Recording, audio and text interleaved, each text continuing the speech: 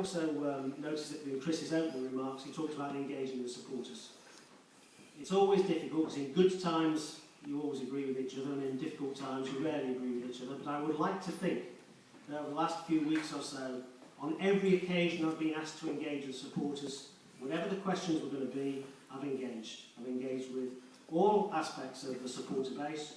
I've tried to be open and honest. This is probably about the 6th or 7th meeting I've done in the last 2 months. And the questions aren't easy because there are plenty of people who are cynical out there, which I understand. But the only purpose for any of us being here, from Vivian, to Brendan, to myself, and the only reason you're here is you want to see us kick off the season, regrettably in League Two, but kick off the season with a football club that you can be proud to support with a team.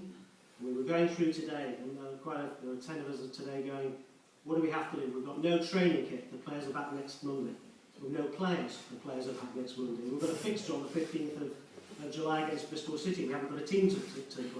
We haven't got any season tickets sold. We've got no boards sold. We've got no advertising revenues, no commercial revenue. We've got one groundsman we used to have 3, and he's on holiday in the next 2 weeks. So when you actually write the list down of things to do, whether you like it or not, and obviously some of you don't, whether you like it or not, I do have 24 years experience in running football clubs from Champions League semi-finals to FA Cup finals to playoff finals, and on one occasion I took a football club out of administration and sold it on. The story gets misinterpreted about what happened. I took it out of administration and sold it on. I do know what needs to be done to get a football club out of administration. I'm here because I care passionately about trying to succeed in the period in which I'm here in the Plymouth. When I hand the club over to hopefully the right owners in the right hands, which I will do at the right time, I will do it because I will be able to look back and say, without everybody in this room, this football club wouldn't have survived.